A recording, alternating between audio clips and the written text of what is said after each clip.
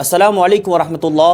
नाजरीन, सबसे पहले अपने मोबाइल की स्क्रीन पर तेजी से वायरल होने वाला ये वीडियो देखिए। बनाते हो भाई साहब, बोलना एक बार जय श्री राम।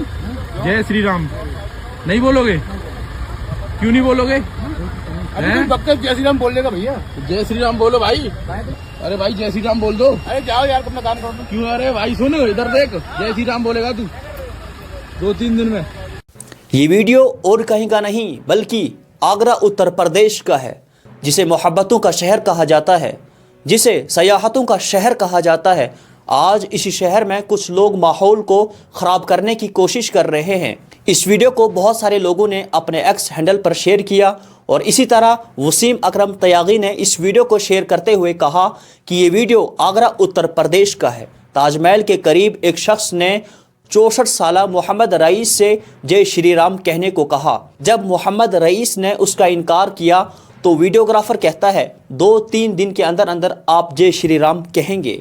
ठाकुर धर्मिंदर प्रताप सिंह ने यह वीडियो पोस्ट करते हुए लिखा कि ये असली दहशतगर्दी है।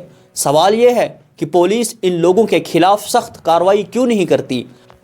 जब तक इस तरह की गुंडागर्दी का मुकाबला नहीं किया जाएगा तो ये गुंडागर्दी बढ़ती जाएगी। मैं दोहराता हूँ कि हिंदू समाज को ऐसे वाक़यात के ख़िलाफ़ उठना चाहिए। ये लोग हिंदू समाज की सखावत और रवादारी का जनाजा निकाल रहे हैं। आज नहीं तो कल हिंदू समाज को इन लोगों का बाइकाट करना चाहिए।